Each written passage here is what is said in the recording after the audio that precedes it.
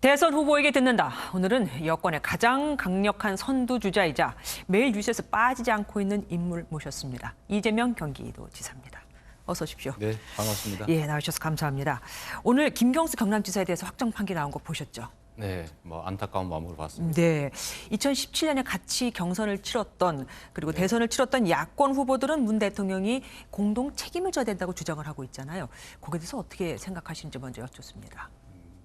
저는 제 개인적인 경험도 있고 또 제가 법률가이기 때문에 그렇죠. 본인은 무관하다고 주장하고 이제 법원은 이제 관계가 있다라고 판결했지 않습니까? 제 경험으로는 그 유죄라고 해서 사형 집행을 했는데 진범이 나타나는 경우라든지 또 제 개인적으로도 저도 검찰 사칭 뭐 이런 죄로 유죄 판결을 받았는데 예, 알기 그 자해를 하십니까? 네, 아니 뭐 사실이니까요. 네네. 네, 그건 PD가 전화하는데 제가 옆에 인터뷰하고 있었던 것이 어쨌든 저는 유죄 판결의 근거가 됐는데 진실과 다른 경우도 꽤 있더라. 근데 본인이 강력하게 주장을 하니까 저는 그 점을 믿어주고 싶고요. 또 한편으로는 우리가 사법제도라고 하는 걸 만들어서 그러니까요. 이제 거기에 복종하기로 또 합의했기 때문에 약속했기 때문에 또 그 점은 또 뭐 받아들여야 되지 않겠냐 이렇게 생각합니다. 사실 야권 후보들이 대통령에게 지금 공동 책임을 묻겠다라고 하는 거에 대해서 지금 여쭤봤는데 거기에 대한 답은 안 하셨습니다.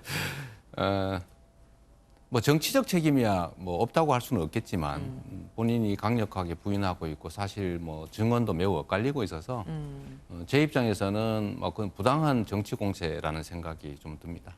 그럼 대통령이 사과할 필요 없다는 쪽으로 말씀을. 근데 본인도 그 관계가 없다고 하는데 어떻게 사과를 하겠습니까?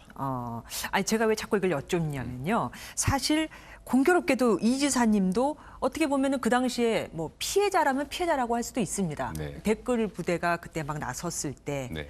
그래서 혹시 어떤가 여쭤본 거예요. 뭐 선거에는 뭐 다양한 사람들이 다양한 방식으로 자기 표현을 하죠. 근데 그런 걸 다 법의 잣대로 재단을 하면 선거가 가능하겠습니까? 그러면은 그런 선거에서 댓글에 대해서 예전에 그 문재인 대통령께서 양념이라고 표현을 했었거든요. 뭐 똑같이 생각을 뭐 하시는 건가요? 저는 제 지지자들한테 그게 도움이 안 된다. 그러니까 국민의 입장에서 봐줘야지 말싸움에서 이겼다고 이긴 게 아니다. 그러니까 비방을 하거나 왜곡을 하거나 모욕을 하거나 이런 것들은 옳지 않고 다만 국민의 한 사람으로서 자기 의사를 명확하게 표명하고 있는 사실을 주장하고 또 허위 사실을 반박하고 이런 것들은 해야 되겠죠. 네, 지지율과 관련해서 좀 여쭙겠습니다. 지금 호남하고 2030 여성그룹에서 이낙연 전 대표에 대한 지지율이 참 많이 높게 오르고 있습니다. 네. 그 이유가 뭐라고 보세요? 저는 뭐 평가받는 입장에서 평가하시는 분들이 왜 그렇게 평가하시는지를 말하기는 좀 어려운 측면이 있습니다. 그리고 언제나 말씀드리는 것처럼 지지율이란 바람 같은 것이어서 올랐다가 내렸다 하는 것이고요. 다만 우리 민주당 입장에서는 이제 이게 컨벤션 효과라고 하는 게 나타나고 있는 것이고 예. 제 지지율이 그쪽으로 옮겨가기보다는 지지율이 회복되면서 그쪽으로 많이 좀 이렇게 좀 붙는다고나 할까 뭐 그런 것 같아요. 이거는 본선에서의 승리 가능성을 높여주는 매우 좋은 일이고 또 한편 이제 저희 입장에서도 저나 아니면 저를 지지하시는 분들이나 또 선거 운동을 하시는 분들이나 좀 이렇게 뭐라 그럴까 그 좀 경계심이 많이 흐트러져 있는 상태였는데 이제는 이제 경각심을 가지고 좀 이렇게 총력을 다하는 그런 효과도 있어서 뭐 좋은 일이라고 생각합니다. 그러니까 어차피 나온 것들이 이제 민주당으로 쏠리고 있는 것이 좋은 것이다라고 그렇습니다. 지금 얘기를 해주시고 계신데 어쨌든 그래도 여기서 이 경선에서 이겨야 이제 뭐 야당하고도 같이 싸움이 붙는 거 아니겠습니까? 그러면 지지율 반등을 위해서 특별히 뭐 준비하고 계신 게 있으신죠? 원래 뭐 사이다 발언도 그래서 좀 돌아오신 네. 거잖아요. 뭐 사이다 발언이라기보다는 사이다 행보라고 해주면 예. 좋을 것 같고요. 저는 사실 우리가 이기는 게 더 중요하다 이렇게 생각합니다. 저는 경기도지사라고 하는 현직을 여전히 가지고 있고 우리 진영 전체가 이제 정권을 재창출해서 지금 해왔던 이 성과들을 계속 이어가는 게 더 중요하다고 보기 때문에 만약에 본선 가능성이 좀 이렇게 떨어지는 위험한 방식으로 제가 이길 생각은 없습니다. 제가 좀 더 위험해지더라도 우리 전체 민주당 진영이 이길 수 있도록 제가 많이 좀 손해라도 봐줘야 된다는 생각이었고 그러다 보니까 사실은 이제 그 예비 경선 단계에서 사실은 좀 도를 넘는 네거티브들이나 이런 게 있었지만 제가 다 반격하지도 이제 않고 견디자, 내가 손해를 보자 이랬던 게 저는 나름은 유효했다고 보는데 그게 아마 우리 국민들 중에 일부 저를 지지하시는 분들이 저 평소하고 다르게 왜 저러지? 뭐 이런 생각을 하셨던 것 같고. 그때 그게 손해를 약간 많이 봤다고 생각하셔서 그런지 요즘 이낙연 전 대표의 그 공세에 아주 적극적으로 반응을 하시고 더 세게도 나가고 그러시더라고요. 그러니까 이게 소위 네거티브라고 하는 거를 우리 동료들끼리 하면 좀 안 좋은 측면이 있습니다. 경험담이시죠? 그렇습니다. 근데 가능하면 공격하는 것조차도 제가 견뎌주는 게 좋다고 생각했는데 그게 의외로 좀 상처가 큰 것 같아요. 아. 그래서 반격은 하자. 뭐 해명을 넘어서서 반격은 하자. 지금 요 정도 하고 있는 거죠. 아. 뭐 저희가 뭐 먼저 나서서 네거티브 할 생각은 없습니다. 아, 그러니까 오는 거에 대해서 아닌 거는 얘기를 하더라도 말이죠. 왜곡된 거는 바로 잡고. 네. 자, 이제 대권 후보시니까 네. 정책에 대해서 좀 여쭤보겠습니다. 감사합니다. 문재인 정부가 집값 폭등에 대해서 대대적인 신도시를 추진하고 있습니다. 네, 그런데 이게 네. 잘 안 돼요. 서울 태릉도 그렇고 가천도 그렇고 이 사업들이 줄줄이 연기되고 있거든요. 그러면은 이걸 어떻게 풀어나가야 할까요? 이 소위 이제 집단 민원, 집단 이기주의 뭐 이런 거에 해당이 될 수 있는데요. 근데 대개는 이제 자기 이익을 지키기 위해서 최선을 다하는 거는 뭐 당연한 일 아니겠습니까? 네. 다만 그게 이제 도가 지나칠 경우에는 적절히 이제 제어하고 또 오해에 기한 것이거나 부당한 부분에 대해서는 설득하고 제가 그 경기도에 그 정말 정부 수립 이후 한 번도 정리하지 못했던 계곡을 정비하는 것처럼 시간을 두고 설득하면 저는 우리 국민들의 의식 수준이 높기 때문에 대체적으로 합리적인 결론이 난다는 경험을 가지고 있습니다. 아, 그럼 태릉이나 과천 같은 경우 다시 한번 설득을 해보겠다. 저는 설득하고 예를 들면 그게 그 주민들이 제기하는 문제의 내용이 뭔지를 봐서 왜안 합리적인 거 되는지. 받아들이고 불합리한 것은 설득하고 계속 부당한 주장을 하면 우리가 국민에게 위임받은 권한을 행사해서 모두에게 유익한 방향으로 가야죠. 그리고 지사님은 실거주라면 일가구 네, 2주택도 네. 괜찮다라고 말씀을 하셨었습니다. 네. 그런데 청와대나 정부 고위 관료들은 2주택의 경우 다 이제 하나씩 팔게 하고 있거든요. 네, 네. 여기에 대해서는 어떻게 생각하시는지요? 뭐 저도 경기도 고위공직자들은 실거주 1주택 외에 추가 주택을 가지고 있으면 승진을 안 시키고 예, 뭐 예. 심지어 어떤 공무원은 숨기고 승진을 했길래 제가 지금 승진 취소하고 징계해 보겠습니다. 네. 근데 제가 그때 이제 언론에 드린 말씀은 우리나라 부동산 정책이 1가구 1주택이냐 아니냐를 중심으로 하고 있고 또 가격을 이제 누르기 위한 정책을 주로 하고 있어서 시장에서 형성된 가격은 가급적이면 인정해 줘야 된다. 아니면 풍선 효과가 자꾸 생기나니까요. 두 번째는 1가구 1주택식으로 접근하지 말고 실거주용이냐 아니냐가 더 중심이 돼야 된다. 예를 들면 투기용으로 자기가 살지도 않으면서 집을 사놓는다 하는 경우하고 아니면 제가 서울에 사는데 저기 이제 그 무주 이런 데다가 우리 어머님이 살고 계셔서 뭐 농가주택을 하나 가지고 있다든지 요새는 5촌 2도라 해서 5도 2촌이라 해서 5일은 도시에 살고 이틀은 이제 촌에 가서 사는 이게 유행 아닙니까? 그래서 뭐 대도시가 아닌 지역의 군 단위의 농가주택이라든지 전원주택 소규모로 가지고 있는 거는 실제 주거용이지 않습니까? 네. 이런 경우는 투기용 1주택보다는 더 보호할 가치가 있다라는 그런 예를 하나 든 것이었어요.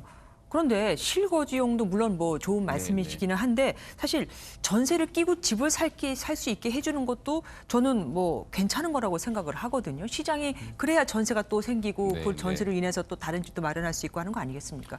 선순환도 있는데요. 그 뭐 일리 있는 말씀이신데요. 지금 문제는 세를 끼고 투자용으로 사는 사람도 있지만 자기 집을 못 사는 사람도 있지 않습니까? 근데 수요는 원래 집은 사는 곳이지 거래해서 돈 버는 도구는 아니거든요. 이제 그런 측면에서 저는 주거용을 더 보호해주고 투자 투기용은 부담을 늘리자 그런 입장의 말씀을 드리는 겁니다. 전세를 그럼 투기용이 아닌 다른 곳에서 전세를 끌어와야 된다. 이거는 왜냐면 전세는 그러니까 필요하거든요. 주택 보급률은 높은데 실제 주거하지 않는 사람들이 가지고 있으면서 주거용이 아닌 걸 가지고 있는 사람들이 세를 놓지 않습니까? 네. 그게 나쁘다는 게 아니고 그거보다는 실주거용으로 보유한 경우를 더 보호해 줘야 된다. 그런 취지죠. 대출 규제 완화는 어떻게 보십니까? 송영길 민주당 대표는 네. LTV를 90%까지 해줘야 된다고까지 했었거든요. 뭐 그거는 모두를 그렇게 하자는 취지는 아니고 뭐 생애 첫 구입 기업자에 대해서 뭐 이런 아주 제한을 붙였던 것 같습니다. 저는 우리나라의 이 경제 성장을 가로막는 제일 큰 이제 요소가 부동산 불로소득 투기라고 생각합니다. 그런데 이 불로소득 투기를 막는 방법은 사실은 이제 거래 제한 제도라든지 금융 혜택이라든지 조세 부담 이런 제도들을 조정해서 실제 필요한 사람들은 가지고 있는데 부담이 없고 그냥 투자 투기용으로 돈 벌기 위해서 가지고 있는 경우는 부담이 되게 만들어줄 필요가 있다고 봅니다. 그래서 예를 들면 금융 제한을 LTV를 풀거나 이럴 때 실제 주거용으로 사는 사람들에 대해서는 많이 풀어주고 대신에 이게 부동산 시장의 유동성 과다 공급으로 집값이 올라갈 수 있기 때문에 풀어주는 것 이상을 다주택 또는 투기 투자용 그 주택에 대해서 더 부담을 해주면 총량으로는 똑같거나 더 부담이 커지지 않습니까? 그래서 실주거용은 보호하고 이제 다주택 투기용은 이제 좀 부담을 늘리는 그런 방식으로 갔으면 좋겠다는 겁니다. 네. 그리고 어떤 여론조사를 보니까 이 지사님이 경제를 가장 잘 살릴 수 있을 것 같다라고 나왔습니다. 고마운 일입니다. 아, 예. 그러면은 지금 가장 심각한 게 청년 일자리잖아요. 이 일자리를 어떻게 만드실 건가요? 지금처럼 뭐 공무원을 증원하실 것인지. 뭐 그런 건 방법이 못 되죠. 근데 근본적으로는 우리 사회의 저성장이라고 하는 게 문제고 그게 줄기라면 그 중에서 가지의 끝에 달린 나뭇잎 같은 게 청년 세대입니다. 우리 사회 전체 일자리가 줄어들거나 늘지 않는 것 때문에 청년 세대가 피해를 보는 거죠. 근본적으로는 성장을 회복해야 됩니다. 성장을 회복해야 일자리 총량이 늘어나고 네. 또 한 가지는 대기업과 중소기업의 관계에서 중소기업들이 월급을 올려주고 싶으면 올려줄 수 있는 여력이 있어야 됩니다. 네. 지금 불가능하거든요. 네. 그래서 기업 간의 가벌 관계를 조정해서 중소기업도 좋은 일자리가 되게 하는 게 진짜 대책이다 이렇게 생각하죠. 지금 기업 얘기를 하셨으니까 네. 좀 여쭤볼게요. 사실 이제 서민들은 뭐 이 지사님을 응원하는 분들이 많습니다. 그런데 문제는 이 기업 쪽에서는 이 지사님이 사실 반기업적인 생각을 갖고 네, 계시다는 네. 생각들을 많이 갖고 있어요. 네. 이거는 어떻게 타개할 생각이신지요? 그게 이제 오해죠. 그 매일경제에서 제가 도지사 취임한 후에 직후에 조사한 자료가 있는데 중소기업 임원 50명, 대기업 임원 50명 조사를 했더니 가장 친기업적인 광역단체장이 제가 압도적인 1위를 했습니다. 한번 뒤져보시고요. 제가 지금 방금 말씀드렸잖아요. 네, 그러니까. 예. 그런데 이제 제가 노동을 중시하다 보니까 제가 노동자 출신이고 예, 예. 그러다 보니까 노동자 편 아닐까. 즉 반기업 아닐까 이런 오해가 생긴 것 같습니다. 그런데 분명하게 말씀드리는 거는 일자리는 기업이 만드는 것이고 정부는 시장 속에서 기업 활동이 원활하게 이루어질 수 있도록 공정한 경쟁의장을 만드는 게 역할입니다. 반기업적인 정치 지도자라고 하는 것은 사실은 존재할 수가 없는 것이죠. 진짜 그렇다면 그거는 정치하지 말아야 됩니다. 예, 알겠습니다. 그리고 탈원전 정책에 대해서도 좀 네, 궁금합니다. 여기는 어떻게 계속 유지를 하실 건지 아니면 바꿀 생각이 있으신지요? 제가 말씀드리는 탈원전 정책은 원전을 아예 지금 없애자는 게 아니고 신설하지는 말고 기간이 지난 거 폐쇄하고 현재 가동 중인 거 지어진 것들은 가동 기간까지 사용하되 신재생 에너지로 그 사이에 최대한 전환하자. 전환 자체가 일자리도 만들지만 사실 전 세계가 지금 에너지 대전환을 하고 있기 때문에 신속하게 전환하지 않으면 수출이 막힙니다. 네. 우리 산업 경제에 위기가 오기 때문에 기본적인 방향은 신재생 에너지로 대전환을 신속하게 이뤄내는 겁니다. 그러니까 어쨌든 점차 원전을 없애는 데는 동의하시는 그렇습니다. 거네요. 네. 이게 의외로 생각과는 다르게 위험도도 높고 위험을 비용으로 계산하고 정말 그 만 년씩이나 가는 폐기물 처리 비용을 고려하면 사실은 더 비싸요. 지금 우리가 비용은 적긴 하지만 후손들이 너무 많은 비용을 내야 되는 거죠. 그러니까 이제 한꺼번에 없애지 말고 점차적으로 점차, 네. 없애가야 된다. 자, 마지막 질문 드리겠습니다. 최근 이낙연 전 대표의 신경전이 정말 대단하시더라고요. 네, 이 전 대표보다 내가 대통령이 돼야 하는 이유. 여기서 시청자께 딱 말씀을 네. 드린다면 사실 정치인은 일을 하는 사람을 뽑는 거 아니겠습니까? 네. 그리고 약속을 하고 권한을 위임받죠. 그래서 약속을 잘 지켜야 되고요. 즉 공약을 잘 지켜야 되고 두 번째는 능력이 있어야 됩니다. 일을 잘해야죠. 세 번째는 주어진 권한으로 사적인 남용을 하지 말아야 됩니다. 그런데 그 점에서 저는 공약 이행은 정말 95% 이상을 계속 하고 있어서 과거에 약속을 잘 지킨 사람이 미래에도 잘 지키지 않겠습니까? 그 점 하나 하고 저는 시장과 도지사를 하면서 제 주어진 권한의 범위 내에서 남들이 못한 그 이상의 성과를 실제로 내서 실적으로 실력을 증명했다 이 말씀드리고요. 이제 마지막으로는 모든 분들이 저한테 왜 그 가족들한테 욕을 했냐 이렇게 말씀하시는데 사실 그 발단은 저희 가족들 중에 그분이 시정에 관여를 하고 이제 그 친인척이 이권에 개입하고 이런 게 보여서 그걸 막다가 충돌이 발생한 겁니다. 그 덕에 저는 친인척 비리나 측근 비리에 대한 얘기는 전혀 없지 않습니까? 제일 중요한 게 그 부분인데 지금 적은 권한을 가지고 일을 하시던 사람들이 그 속에서도 부정부패나 친인척 측근 비리가 있었다면 더 큰 정말 가장 중요한 일을 할 때도 역시 비슷한 일이 벌어질 수 있을 것이다라는 생각을 할 수 있는데 저는 그 점에서는 매우 자유롭다. 그래서 실력, 신뢰, 청렴 이 측면에서 저는 우리나라 대한민국 정말 우리 국민이 함께 사는 도전할 수 있는 희망 있는 세상 만들 자신이 있습니다. 고의 성사를 곁들여서 검증된 후보라는 것을 말씀해 주셨습니다. 예, 나와주셔서 감사합니다. 네. 다음에 또 뵐게요. 감사합니다. 네. 다음 주 월요일에는 김동연 전 경제부총리가 스튜디오에 출연합니다. MBN 종합뉴스 대선 주자 릴레이 인터뷰는 계속해서 이어집니다.